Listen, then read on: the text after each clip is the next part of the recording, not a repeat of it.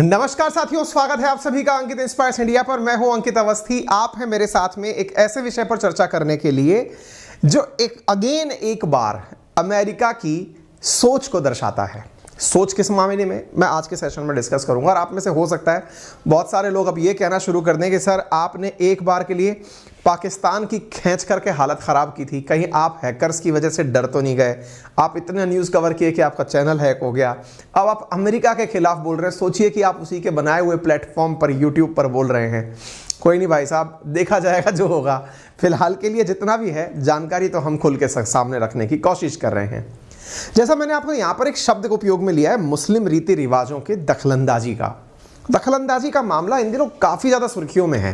फिर चाहे भारत में शुरू हुए हिजाब रो की बात हो या ईरान में शुरू हुए प्रोटेस्ट की, हम हर जगह के ऊपर दुनिया भर की प्रतिक्रिया आपके सामने रखेंगे। बहुत सारे लोगों के ऊपर से चेहरे के ऊपर जमा हुआ जो पर्दा है वो हटाएंगे। कारण ये है कि कई बार आपको जब भारत के विरोध में कोई खबर सुनने को मिलती है तब ये लगता है कि यार हम ही लोग शायद बेकार हैं, लेकिन दुनिया के पहलू किस प्रकार से बदलते हैं, लोग किस प्रकार से चेहरा देख के तिलक करते हैं, आज के सेशन में हम प्रॉपर तरीके से डिस्कस करने वाले हैं। बाय द वे, मैं आपको एक बार के लिए कुछ चीजें पुरानी याद दिला देता हूं, फिर हम आज के मुद्दे पर चलेंगे। पुरानी चीजें याद क्यों दिलाई जा रही हैं? ताकि आपको यह ना लगे कि पता नहीं अचानक दुनिया घूमना शुरू कर दिया, भारत की कोई चर्चा नहीं हो रही।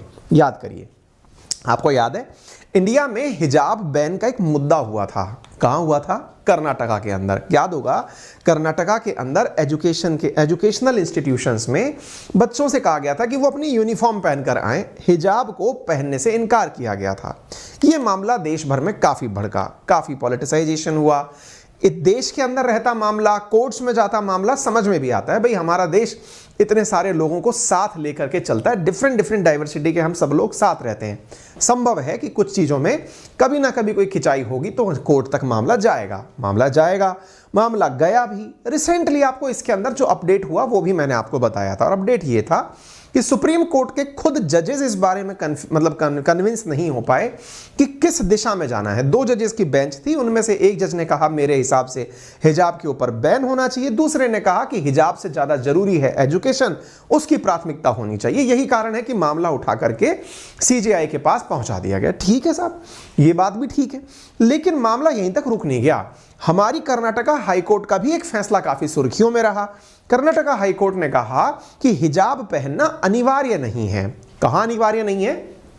Essential religious practices article number 25 में नहीं आना चाहिए। जैसे ही ये बात हुई तो आप ये समझ के देखिए कि हमारी हाई कोर्ट, जबकि हम पूरी तरह आजाद देश, 75 साल आजादी के मना चुके हैं, पूरी तरह सॉवरेन कंट्री, किसी दूसरे देश का हमने कुछ नहीं ले रखा है, फिर भी दुनिया भर के लोग ले लप के भाई साहब इंडिया के खिलाफ बोलना शुरू। आप कौन होते हैं ये डिसाइड करने वाले? क्या साहब कि आपकी कोर्ट ने ये कैसे डिसाइड कर लिया कि हिजाब जो है वो इस एसेंशियल प्रैक्टिसेस में है या नहीं? इतना ही नहीं, हमारे खिलाफ बोलने वालों की एक बार लिस्ट जान लीजिए, ताकि जब मैं आगे चल करके उनकी चर्चा करूं तो आपको उनका दोहरा चरित्र दिखाई दे जाए। इधर देखिए, कर्नाटका हाईकोर्ट ने जैसे ही ये बातें बोली, कौन कौन निकल करके आया?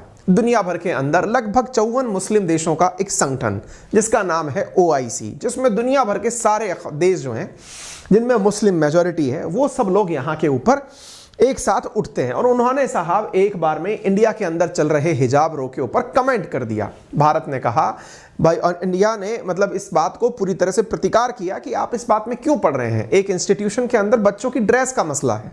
कोई नहीं साहब, हमारे पड़ोसियों को पीछे रहने की जरूरत थी, वो तो आगे निकल के आए। वो आगे निकल करके वहां के प्रधानमंत्री, वित्त मंत्री, विदेश मंत्री सब लेके लिखे पड़े हैं, दमादम इंडिया के विरोध में लिखे पड़े हैं। आप कह रहे हैं सर ये मुद्दा आज का इंडिया के विषय में है क्या? नहीं साहब, ये तो भूमिका इंडिया की है, ताकि आप इंडिया को दिमाग में रख करके आज के मुद्दे को सुने। आगे चलते हैं, आगे मुद्दे पर निकले। वहां पे पाकिस्तान के अंदर जो मानवाधिकार मंत्री हैं, उन्होंने भी इंडिया के खिलाफ में बहुत सारी बातें लिखी। कहा कि जिस बच्ची ने इस प्रकार से प्रतिकार किया उसके साथ वहां पर पोस्टर टकने शुरू हो गए कि बहुत बढ़िया। ठीक है साहब, देश है, अभिव्यक्ति की आजादी है, सबने अपनी अपनी बातें रखी। मलाला यूसुफजई, जिनको कि इस बात के लिए नोबेल पुरस्कार मिला था, कैलाश सत्यार्थी के साथ उन्होंने साझा किया था, उन्हें नोबेल पुरस्कार इस बात के लिए मिला था कि वो एजुकेशन पढ़ना चाहती थी।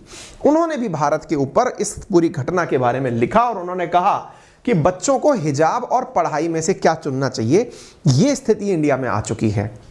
इन्हीं मलाला का एक कमेंट मैं अभी और दिखाऊंगा जिसमें ये खुद ही ये बात बोलती हुई पाई जा रही हैं कि बच्चियों को क्या पहनना चाहिए ये उनके चूज टू वियर, यानी कि उनको क्या पहनना चाहिए ये उनके इच्छा पर होना चाहिए, थोपने पर नहीं होना चाहिए। यानी कि यदि आपको कोई वस्त्र धारण करना है, चाहे वो हिजाब है या आपको जो ड्रेसिंग सेंस रखने हैं, तो उसके ऊपर आपकी अपनी चाहत होनी चाहिए। मलाला के बदले हुए विचार हैं। फिलहाल के लिए मसला जो है अमेरिका पर टिकता है, क्योंकि हमारी तो इस समय ठनी हुई अमेरिका के साथ है। कैसे? ये तारीखें हम इसलिए दिखाते हैं आपको ताकि आपको चीजें भूलने की जो बीमारी है ना वो ना हो। 13 फरवरी 2022 की खबर है, हिजाब ban in India, state violets religious freedom. ये कौन बोल रहा है? अमेरिका के अधिकारी लोग बोल रहे हैं। क्या बोल रहे हैं? कि इंडिया में हिजाब का जो विवाद हो रहा है वो धार्मिक स्वतंत्रता जो कि उनको आर्टिकल 25 से दी गई है भारत के अंदर, उसके खिलाफ है। क्योंकि आप लोग इस तरह से नहीं कर सकते, उनको उनका काम करने दें। यानी अगर बच्चों को स्कूल में हिजाब पहनने से रोका जा रहा है तो ऐसा ना करें, ये अमेरिका के एक ऑफिशियल ने बोला। हालांकि भारत ने इसको भी सही से समझाया। मैं तो केवल आपको यह बता रहा हूं कि एक तरफ इंडिया में ये हिजाब के समर्थक हो जाते हैं, समझ नहीं आता कि ये इंडिया में हिजाब के समर्थक हो जाते हैं या फिर इंडिया में अशांति फैलाने के समर्थक हो जाते हैं। मुझे तो नजर आती है आज की खबर। आज की खबर यह है कि बाइडेन बाबा कल बोल पड़े। क्या बोले? कि ईरान में जो हिजाब के विरोध में प्रदर्शन हो रहे हैं, मैं उनके समर्थन में हूं। आप और हम धर्म से परे हटकर केवल इतना सा भी समझने में कामयाब हो जाएं कि दुनिया को इस बात से कुछ नहीं पड़ा है कि आप क्या पहनते हैं, आप क्या खाते हैं, आप कैसे रहते हैं। असली जो चीज है ना वो ये है कि आपके यहां अशांति कैसे लाई जा सकती है। 2 उदाहरण, तारीखें बदली हैं, स्टेटमेंट बदले हैं। आप विचार करिए, जहां एक और अमेरिका भारत के मुद्दे पर कहता है कि हिजाब पहनने देना चाहिए क्योंकि मालूम है कि भारत में इस घटना से अंतर्राष्ट्रीय रूप से ही नहीं भारत के अंदर भी अशांति पनप रही है। अमेरिका के बयानों को हम ऐसे लेते हैं जैसे कि आकाशवाणी हुई है। ऐसी बातों के ऊपर उसी अमेरिका का मैं आपको एक स्टेटमेंट कल का दिखाता हूं जिसमें ये कहते हैं, बाइडेन कहते हैं कि मैं ईरान के अंदर जो प्रोटेस्ट हो रहे हैं उनका समर्थन करता हूं। जिनको नहीं पता कि ईरान में क्या हो रहा है, मैं बता दूं, ईरान के अंदर महिलाएं यही कह रही हैं कि हमें पहनने के अंदर आजादी चाहिए, अर्थात हम क्या पहने, हम हिजाब लगाएं ना लगाएं, यह हमारी मर्जी पर होना चाहिए, हमारे ऊपर किसी को थोपना नहीं चाहिए। इस घटना को ईरान में लगभग 2 महीने होने जा रहे हैं जब से ईरान में महिलाएं प्रोटेस्ट कर रही हैं, महिलाएं हिजाब जला रही हैं, बाल कटवा रही हैं, सोशल मीडिया पर आकर के सरकार विरोधी नारे लगा रही हैं। इतना ही नहीं, यूरोपियन यूनियन ने तो जिन अधिकारियों ने इस हिजाब प्रोटेस्ट में महिलाओं के खिलाफ अत्याचार किए उन पर सैंक्शंस भी लाद दिए हैं, ईरान पर भी सैंक्शंस लाद दिए हैं। मतलब समझ रहे हैं, एक ऐसा मुद्दा हो गया है जिसे ईरान के अंदर से निकलकर अंतरराष्ट्रीय स्तर पर मान्यता मिल गई है। मामला आप इस तरह से समझ लीजिए, चाहे अमेरिका का दिया यहां बयान हो या यूरोपियन यूनियन का, इन दोनों को भी मैं भारत के चूंकि पश्चिम में है इसलिए पश्चिमी देश पुकारता हूं, हमारी इस मीडिया भी यही पुकारती है। इनका उद्देश्य क्या है, उद्देश्य क्या निकल के आया जो मैं कहना चाह रहा हूं, रीति रिवाजों में दखलंदाजी। क्योंकि एक तरफ इंडिया के केस में आप कुछ और स्टैंड रखते हैं, ईरान के केस में आप कुछ और स्टैंड रखते हैं, दोनों को कंक्लूड किया जाए तो स्टैंड एक है आपका, और वो ये है, भारत में जैसे अशांति फैले वो फैलाओ, ईरान में जैसे अशांति फैले वो फैलाओ। तो प्रतिक्रिया भी दोनों ही तरफ से मिलनी है। ईरान की तरफ से भी प्रतिक्रिया आनी ही थी। ईरान ने सीधा सीधा बाइडेन से कह दिया कि आप मेरे देश में टेरर फैला रहे हैं, आप मेरे देश के अंदर जो लोग प्रोटेस्ट कर रहे हैं। अब देखिए, आप में से कुछ लोग कहेंगे आपका क्या मत है ईरान के मुद्दे के ऊपर, आप मेरा भी मत जानना चाहेंगे। मेरा कोई भी मत देश के संविधान से अलग नहीं है। यह चीज आप भी अपने स्टेटमेंट में डाल लीजिए जब भी आप किसी भी ऐसे कार्य में उतरे जहां पर आपकी राय जानी जाए। और हर देश का अपना एक संविधान होता है। आप कहें कि साहब संविधान होता है तो क्या हम पहरे में रहें क्या? जी नहीं, आपके संविधान को बदलने की ताकत भी आपके हाथ में होती है। इसीलिए लोकतंत्र चुना जाता है। जो देश चले वो संविधान के अनुसार चलें। इंडिया का संविधान कहता है कि देश के अंदर रिलीजियस फ्रीडम होनी चाहिए। हाई कोर्ट बोलती है कि यह कार्य इस तरह से होना चाहिए, सुप्रीम कोर्ट बोलती है कि कार्य इस तरह से होना चाहिए, हमें उसे मानना चाहिए। We are the law abide citizen. वहीं ईरान का कानून कहता है कि उनके यहां पर हिजाब पहनना अनिवार्य है। तो जनाब, ऐसी स्थिति में वहां के नागरिकों को ईरान के अंदर जो प्रोटेस्ट करने वाले लोग हैं उन्हें हिजाब का विरोध नहीं, अपनी सरकार के विरोध में इस कानून को बदलने की बात करनी चाहिए। मेरी जो समझ है, मैं बहुत बड़ा ज्ञानी नहीं हूं, लेकिन अगर कोई वाकई में ये पूछे कि इसका समाधान किस दिशा में जाता है, तो समाधान इस दिशा में जाता है कि लोग जिनको चुनते हैं या जिनको अपना नेता मानते हैं उन पर इस प्रेशर को क्रिएट करें कि इस कानून में कोई संशोधन हो। कौन सा कानून? ईरान में कानून यह है कि यदि आप हिजाब हटा के पाए गए तो जाने कितने तो कोड़े पड़ेंगे और जाने कितने ही हजारों का आपके ऊपर जुर्माना लग जाएगा, है ना। तो स्थितियां जो हैं, मैं अमेरिका के रेफरेंस में बात कर रहा हूं, पश्चिमी देशों के रेफरेंस में बात कर रहा हूं, और रेफरेंस ये है कि यदि ये कहते हैं कि ईरान के अंदर लोगों को ऐसा करना चाहिए, यानी प्रोटेस्ट को बढ़ाना चाहिए, इसका मतलब सीधा है आप दूसरे देश के अंदर अशांति भड़काने का कार्य कर रहे हैं। और देखिए, ईरान और अमेरिका की तो सांप नेवले वाली मित्रता है, दोनों ही एक दूसरे के कट्टर दुश्मन हैं। ऐसी स्थिति में अमेरिका क्यों ऐसा मौका छोड़ेगा जिसकी वजह से ईरान के लोग भड़कने से बच जाएं? वो तो भड़काएगा ही। इतना ही नहीं, यूरोपियन यूनियन के द्वारा किए गए कार्य पर भी ईरान ने अपनी टिप्पणी कर दी। उन्होंने कहा, आप अपने बिजनेस से मतलब रखिए, आपको अपने तरीकों से मतलब होना चाहिए। आपके देश में भी बहुत सी चीजें ऐसी होती हैं जिन पर हम लोग चुपचाप आपको यह कहते हैं कि आप भी लोकतांत्रिक देश हैं, अपने हिसाब से आप काम करते हैं, तो दूसरे के बारे में मत बोलिए। आप यहां पर तमाम प्रकार की वो सारी चीजें देख सकते हैं जिसके अंदर स्थितियां बिगड़ रही हैं। अब जिनको कुछ नहीं पता ईरान में क्या चल रहा है, मैं ब्रीफ में बता देता हूं। हालांकि इसके ऊपर मैं ऑलरेडी कई सेशंस कर चुका हूं। मेरा उद्देश्य आप लोगों को अब तक समझ में आ गया होगा कि पश्चिमी देशों का मुस्लिम रीति रिवाजों में इंटरफेरेंस है या किसी देश के अंदर अशांति फैलाने में इंटरफेरेंस है। दोनों ही बातों से इंडिया के केस में उनके स्टैंड अलग थे, ईरान के केस में उनके स्टैंड अलग हैं। हाँ, एक चीज और मैं आपको बताऊं, यही काम ओआईसी ने भी किया था। क्या किया था ओआईसी ने भी बिल्कुल ऐसे ही इंडिया के केस में तो कमेंट किया था, लेकिन ईरान के केस में कोई कमेंट्री नहीं आ रही है। ईरान के केस में ना तो समर्थन में ना ही रिजेक्शन में, ये समझ से परे है। यदि ये बात ओआईसी के सामने चाइना के उइगर मुस्लिम्स की रखी जाती है तब भी वो लोग चुप रहते हैं, और तो और जब यूएनएचआरसी के अंदर चाइना के खिलाफ कोई प्रस्ताव आता है तब वो वोटिंग से दूर हो जाते हैं। समझ से परे है। अजी, सब समझ में आता है, आप लोगों को समझने की जरूरत है। हम जो लोग प्रभावित हो जाते हैं कि उस देश ने क्या कहा, इस देश ने हमारे बारे में क्या सोचा, पहले ये समझिए कि सबका उद्देश्य देश के अंदर अस्थिरता फैलाना है, आप लोगों को आपस में लड़ाना है। अब आप इसको कैसे समझते हैं वो आपके ऊपर है। मैं थोड़ा सा ईरान के अंदर क्या चल रहा है वो समझा देता हूं। ईरान में ब्रीफ में समझ लीजिए, मैंने ऑलरेडी ऑल सेशन कर रखे हैं, आप चाहें तो ईरान प्रोटेस्ट लिख के अंकित अवस्थी गूगल पर सर्च कर लीजिएगा। देखिए साहब, बात यह है, ईरान में इस समय महसा अमीनी नाम की एक महिला है जो कि दिवंगत हो चुकी हैं, यानी इस धरती पर अब नहीं है। उनके समर्थन में दुनिया उतरी हुई है। ये महसा अमीनी कौन है? ये एक महिला है जिन्होंने ईरान में हिजाब के खिलाफ प्रोटेस्ट किया था। जब हिजाब के खिलाफ प्रोटेस्ट किया तो हिजाब के विरुद्ध के खिलाफ प्रोटेस्ट करने के कारण प्रोटेस्ट करने के कारण पुलिस ने इन्हें गिरफ्तार किया और पुलिस की हिरासत में ये मर गई। इसके चलते लोग इनके समर्थन में उतर आए, और जब समर्थन में उतर आए तो ईरान की सरकार ने समर्थन में उतरे हुए लोगों पर अपने द्वारा अत्याचार करने शुरू किए। परिणाम ये निकला कि अभी तक ईरान में 224 लोगों की जान चली गई है, हजारों की संख्या में लोग घायल हैं और बड़ी संख्या के अंदर लोग जेलों के अंदर बंद हैं। प्रोटेस्ट को दबाने की ईरान के अंदर लगातार कोशिश की जा रही है। स्पेशल फोर्सेस साथ साथ वॉर प्लेन्स तक ईरान में ऑपरेट हो रहे हैं। किस चीज के लिए? जहां भी प्रोटेस्ट हो, जहां पर भी हिजाब के विरोध में प्रोटेस्ट हो, वहां पर उसे वहीं की वहीं दबा दिया जाए। घटना 13 सितंबर की है जब महसा अमीनी गिरफ्तार हुई थी। 16 सितंबर को इनकी मौत हो गई थी और तब से ये लगातार ईरान में इनके समर्थन में प्रोटेस्ट चल रहे हैं। समर्थन का अर्थ आप इससे लगा सकते हैं कि बहुत सी महिलाएं अपने हिजाब को उतार कर उसके विरोध में उसकी होली जला रही हैं। आप यहां पर तस्वीरें देख सकते हैं।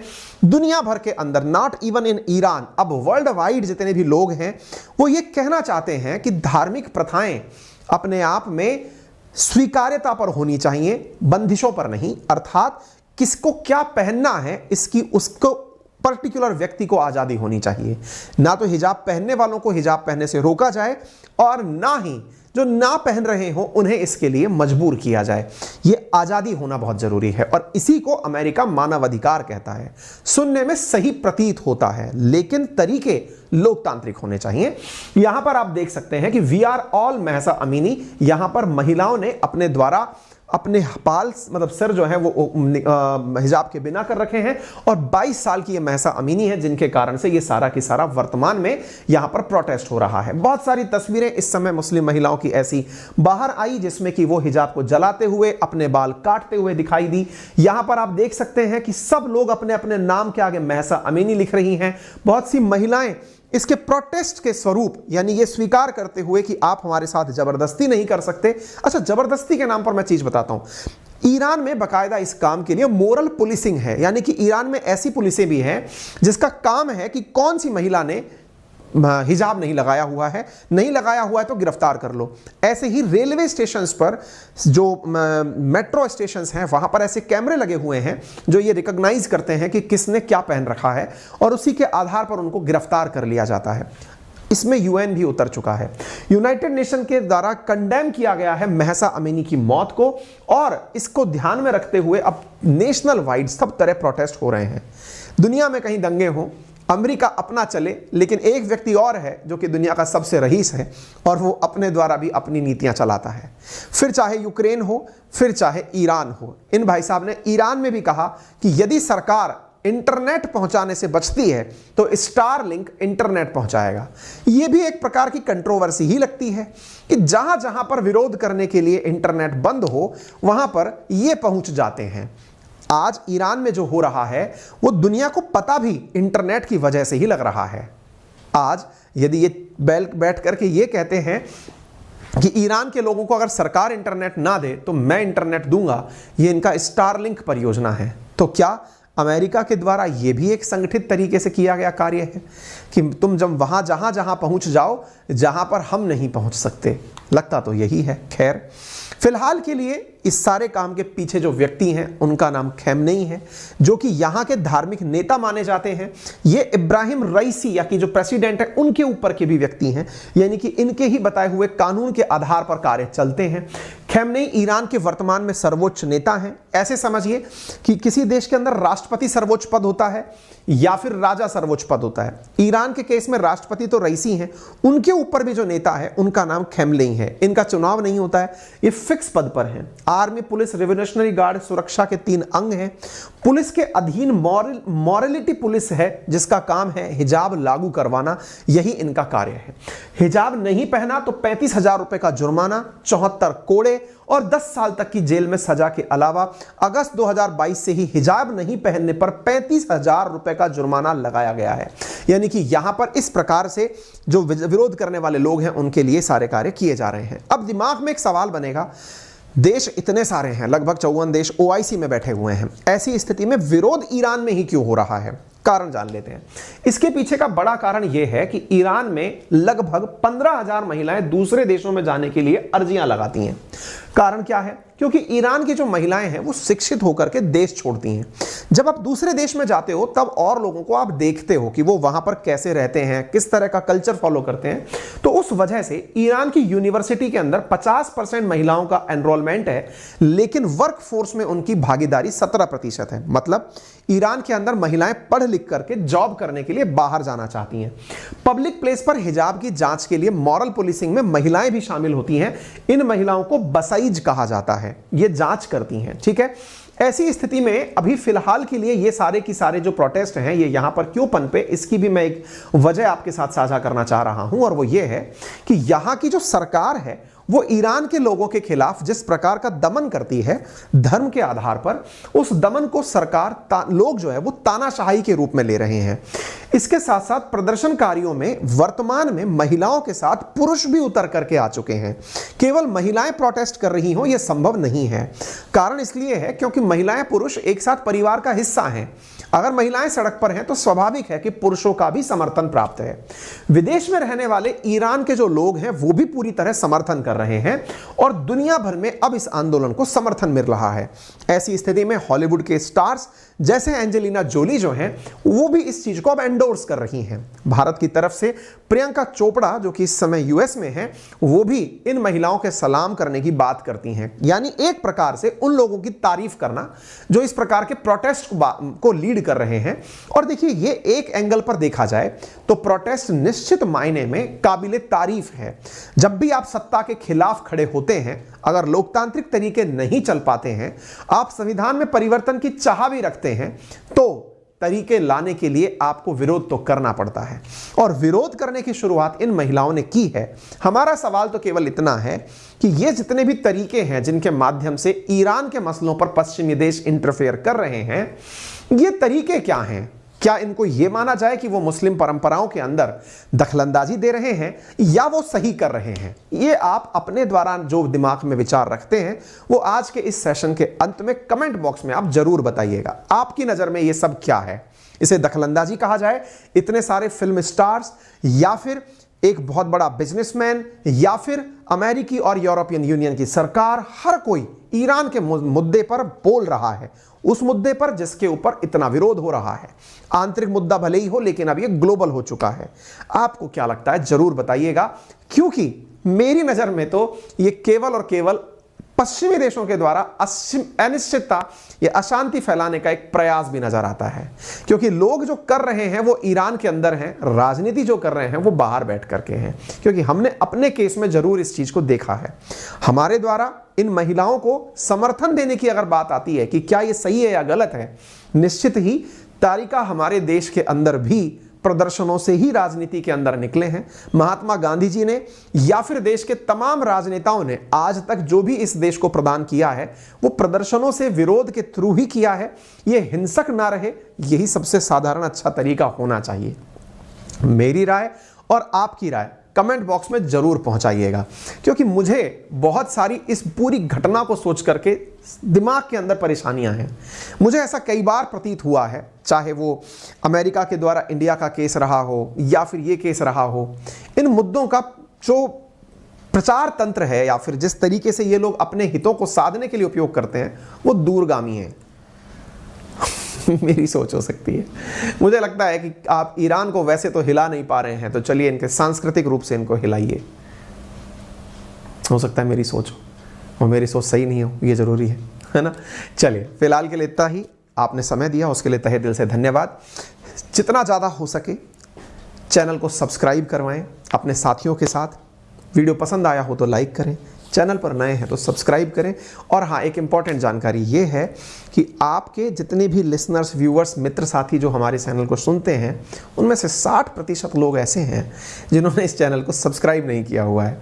सुनते हैं लेकिन सब्सक्राइब नहीं किया हुआ है। थोड़ा सा कष्ट कर दीजिए, यह हमारी आपसे गुजारिश है। धन्यवाद।